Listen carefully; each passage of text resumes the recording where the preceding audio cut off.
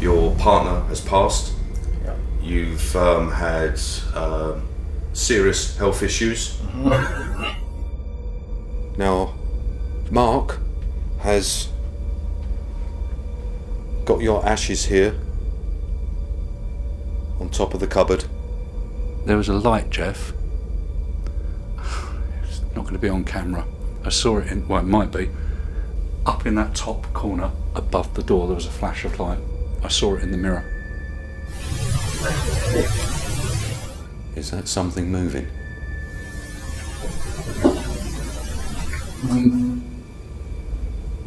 What was that? Whoa. The lights just turned on in the kitchen. Be it good or bad?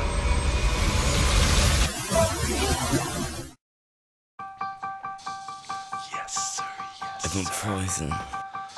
Manufactured record. Yes, sir. Go. Yes, sir, yes, sir. Yes, sir, yes, sir. Here we go. Yes, sir, yes, sir. Here we go. It's like a light is in my face, but I can't fall for you. I close my eyes and drift away. I've overdosed on you.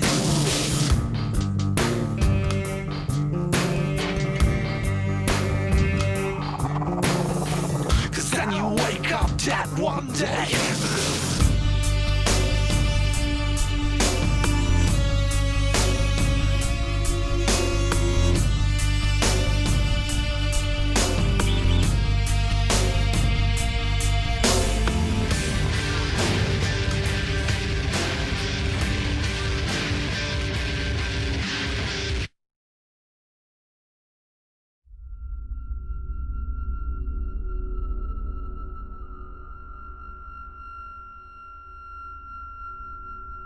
Our investigation takes us into the back streets of the heart of London.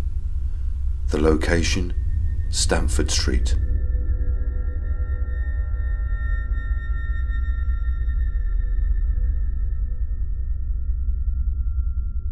We have received a call for help from a gentleman named Mark that is experiencing paranormal activity inside his home and has nowhere else to turn.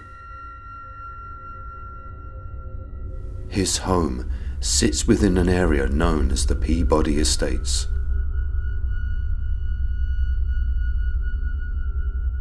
George Peabody built several of these estates across London to help poor families on low incomes. Built in the 19th century, the original Stamford Street estate was densely populated and provided 352 dwellings. As the foundations were being dug, a 30-foot long barge and several smaller boats were found, suggesting that the site had once been a riverbed. 4 more blocks were added in the 1890s. Residents in the early years of the estate included Mary Ann Nichols, the first murder victim of Jack the Ripper.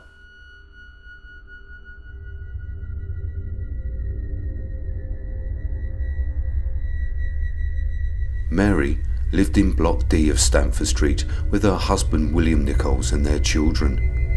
Following the couple's separation, Mary moved to the Whitechapel area where she drifted into a life of prostitution before being murdered in 1888. Modernisation of the flats took place in the 1970s when 4 blocks were demolished to reduce the density of the dwellings.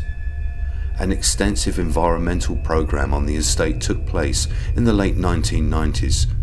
Works included the cleaning of the brickwork, installation of entry phone systems, the landscaping of the grounds, extensive planting of garden areas, and the provision of a children's play area.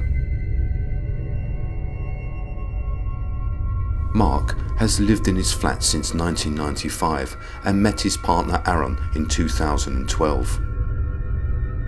For many years, Mark has suffered serious health issues which are still ongoing and has had to battle with a faulty heart valve which an operation was needed to correct. Aaron was always by Mark's side throughout these testing times, but further tragedy was to strike. On the 13th of October 2018, Aaron was found dead from a fatal cardiac arrest. Due to the sensitivity of family, we are unable to reveal any further details.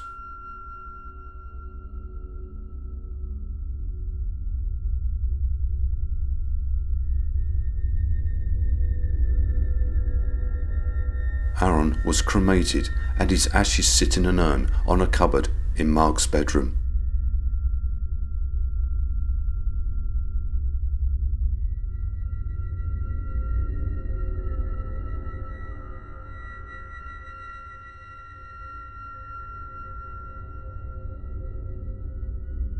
Since that day, Mark has started to see orbs moving around his flat and feels as if someone is there inside his home, which he believes may be Aaron. So he set up surveillance cameras to film what he was seeing. Here is a selection of some of the footage.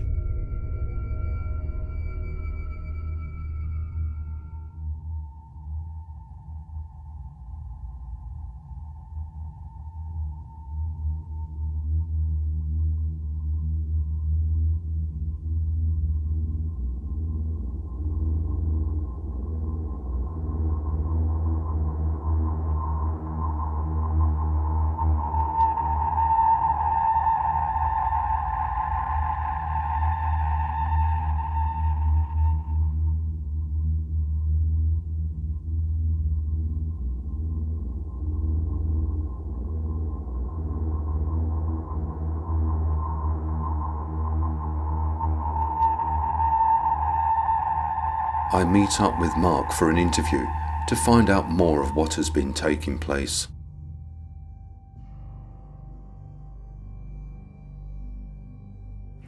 So Mark, how long have you lived here in this flat? Since 1995. 95. And since you've obviously been here, your partner has passed. Yeah. You've had serious health issues. Mm-hmm.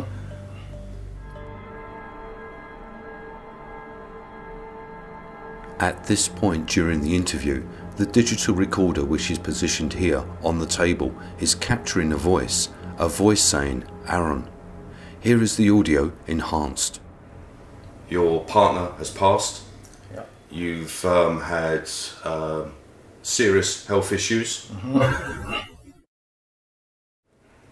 Your partner has passed. Yeah. You've had serious health issues. Mm-hmm. So what sort of things have been happening? I call and then I get lights.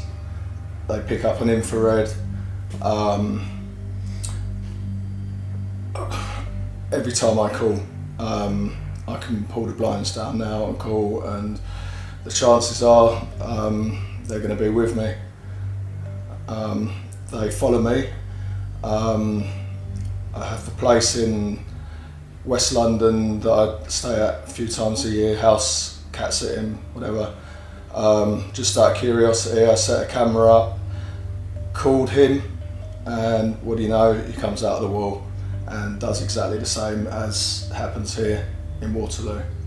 Okay, so you believe that your partner that's passed, that it's him that's visiting you in these lights. He's trying to show himself to you. I hope so. But you've also said that you're not sure and you need to try and find out exactly if it is him or not. Some closure. Yeah. I'm happy for him. He lived here at one stage, young guy, 47. I'm happy for him to be here, he's my partner. But I don't want just any old spirit knocking around in my flat. So you are hoping it's going to be him? Mm-hmm. Okay. I hope so.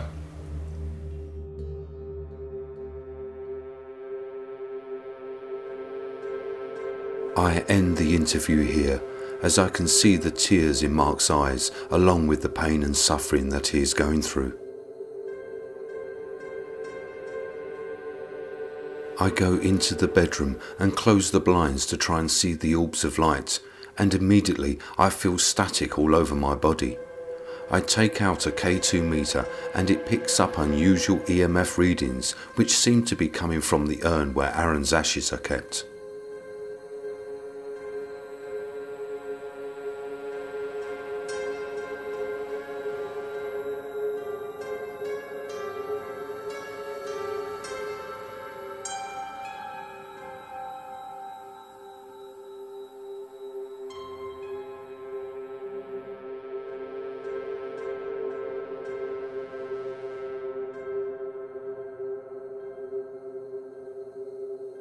We conduct a walkthrough of the area using several EMF devices, and no readings were detected.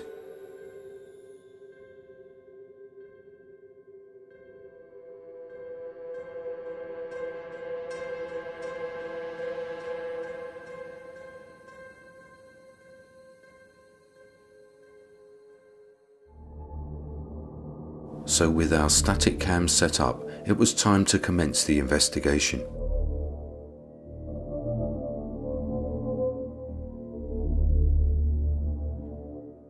If you're watching us, or have been watching us, you're probably wondering what we're doing here. Now, we've been asked to come here by Mark because he needs some answers.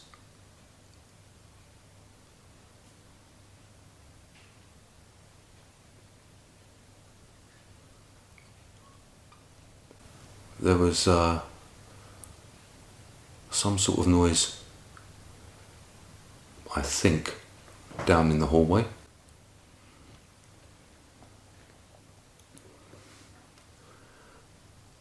So first of all, can I ask you if you're associated with these buildings that have been here from the 1800s?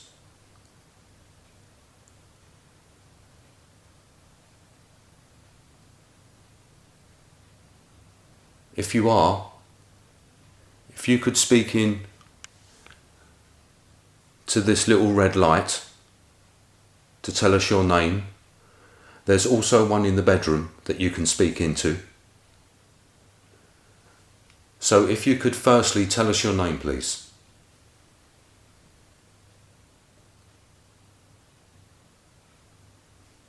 Maybe I should have introduced myself first. My name's Jeff, and this is Phil, and we've been asked here to help Mark because he's scared and he's worried because of the things that he's seen here in the flat.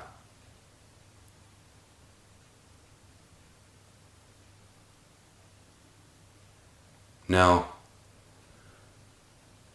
you know that Mark's going through a bit of a tough time with health issues. It's been going on for some time. And also, not long ago, on top of that, he lost his partner.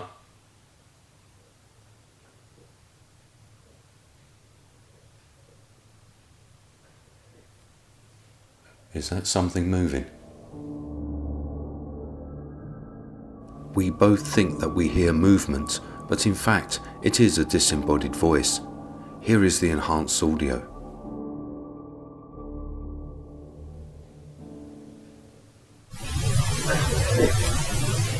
Is that something moving?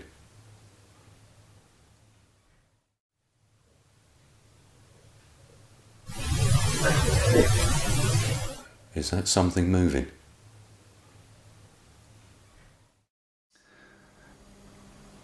Just listening to hear what natural noises we can hear. There is a slight hum from the fridge, and that's probably one of the few things which has actually been left on.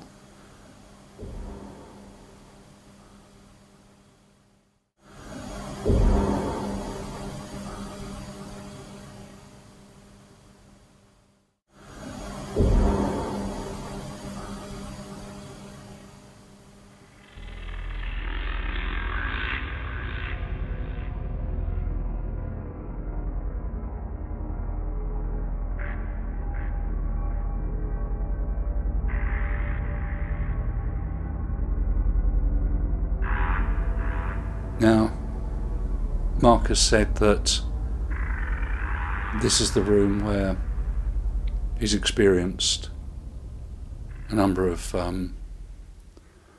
lights appearing and disappearing. And indeed, when Jeff came here before, he witnessed these lights. Can you do that now? Can you make some lights appear?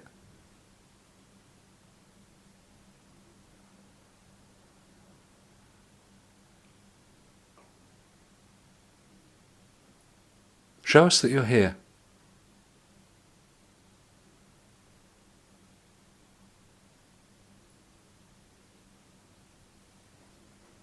There was a light, Jeff.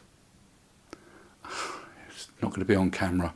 I saw it in, well, it might be, up in that top corner above the door. There was a flash of light. I saw it in the mirror.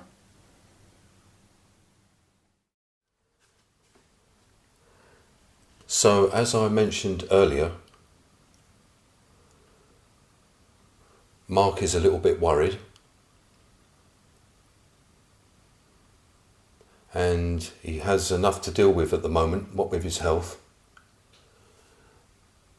But he sees all these orbs of light,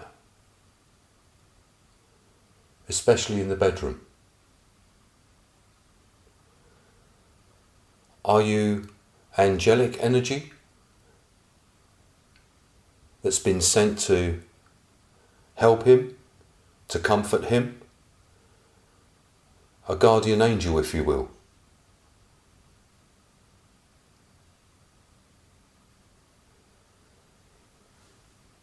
If you are, can you show yourself?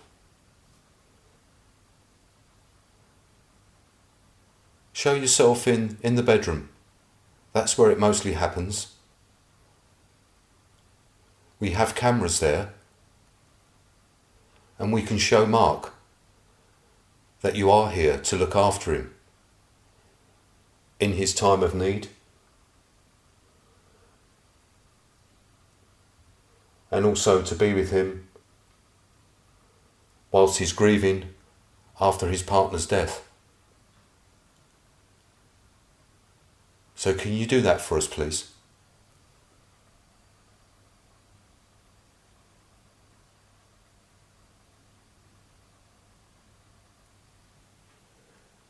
Maybe I should address Mark's partner.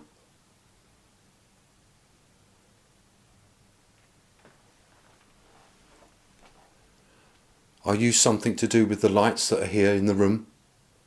If so, can you speak into this red light and say your name? And then I can let Mark know.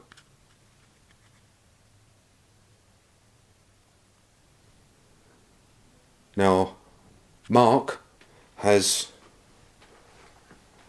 got your ashes here on top of the cupboard.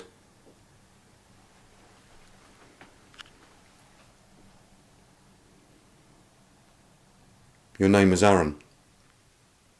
Aaron, if you can hear me,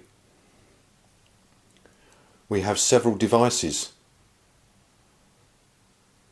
up there on the cupboard. We have a tri-field meter, a REM pod, a digital recorder, another EMF meter, and also something called the K2, which is there on the bed.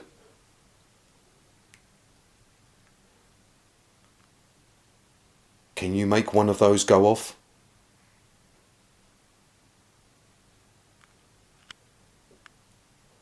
Because Mark really needs to know if you're here or not. That's why we're here.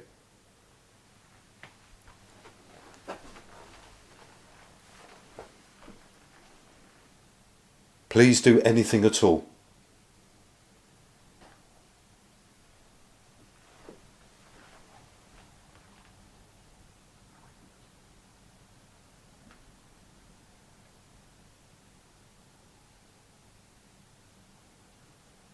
I thought something was moving in the hallway. I heard it from here. Please do anything at all.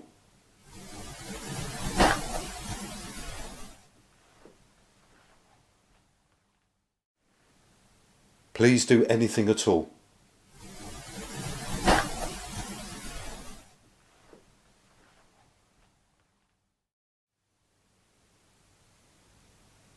Come and join us in this room.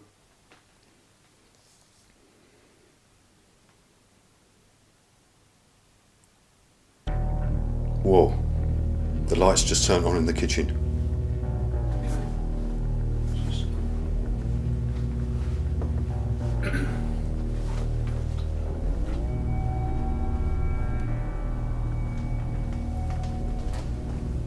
Well, I said to do something.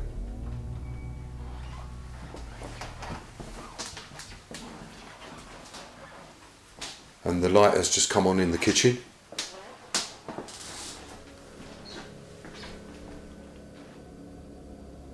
Was that you that just turned on this light?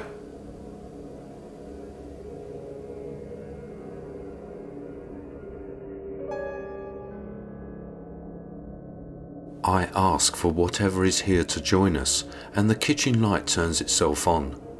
The tenant, Mark, has stated that the electronic equipment in his home, such as the lights, TV and DVD player, switch themselves on and off.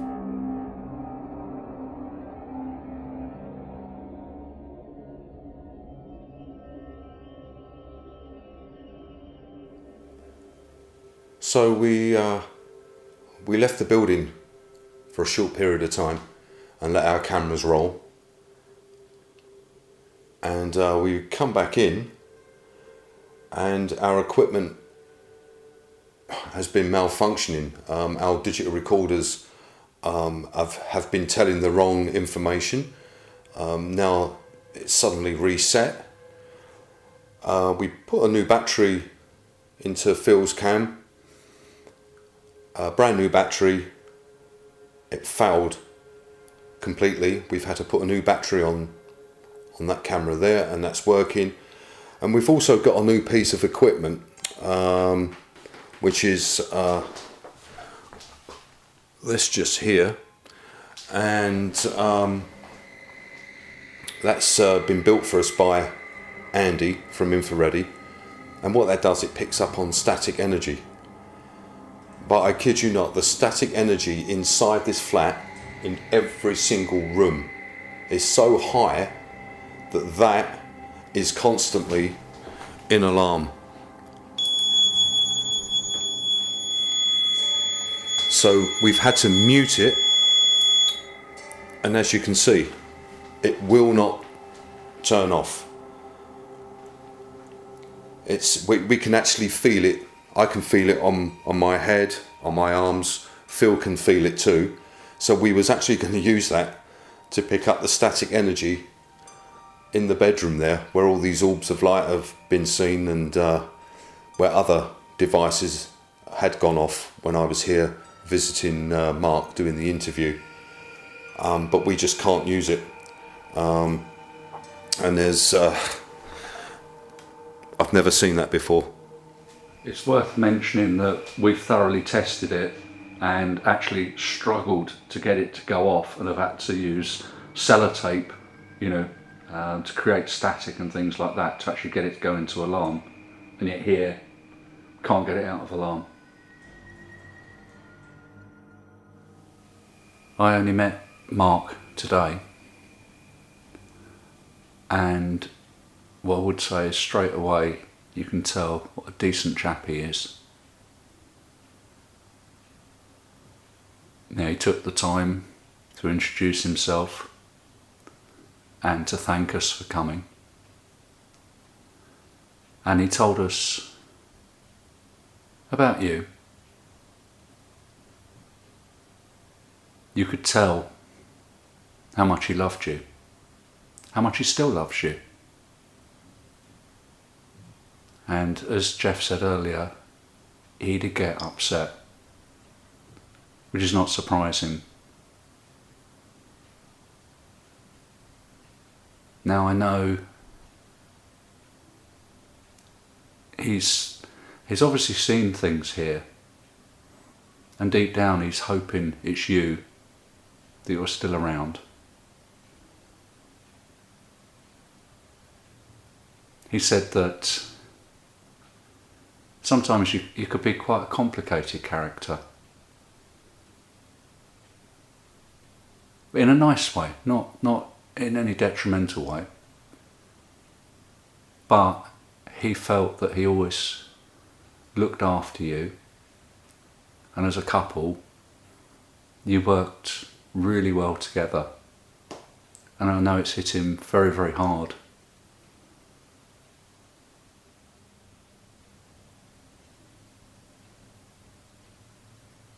I am assuming that it is Aaron I'm talking to, but if it's someone else,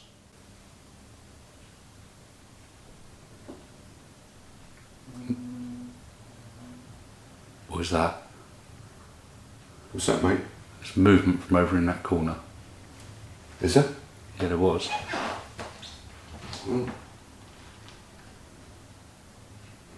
Is somebody else here?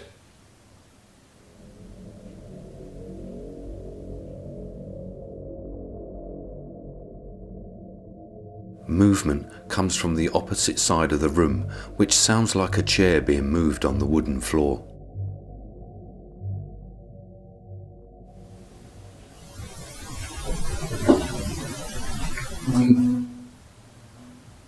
What was that?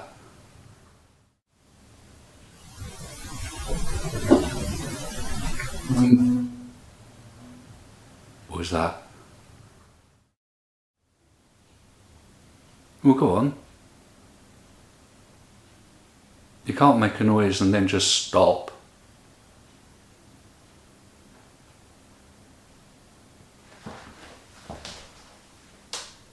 There's some more movement in the hallway.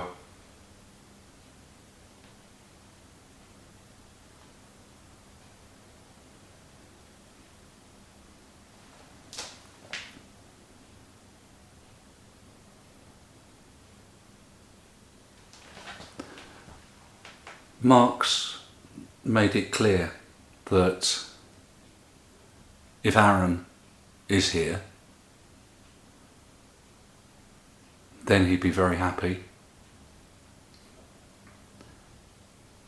If it's somebody else who means him no harm, then again, that's fine. But what he can't have is something here that means harm, because he doesn't need that now. So you need to make yourself known and let us know what your intentions are. Be it good or bad.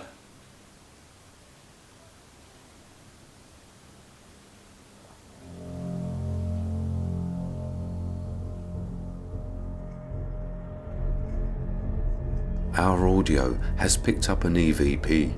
The voice says, "I'm here," but it is the voice of a child.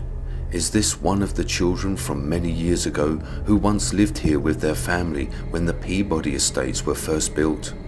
Here is the voice with enhancements. Be it good or bad.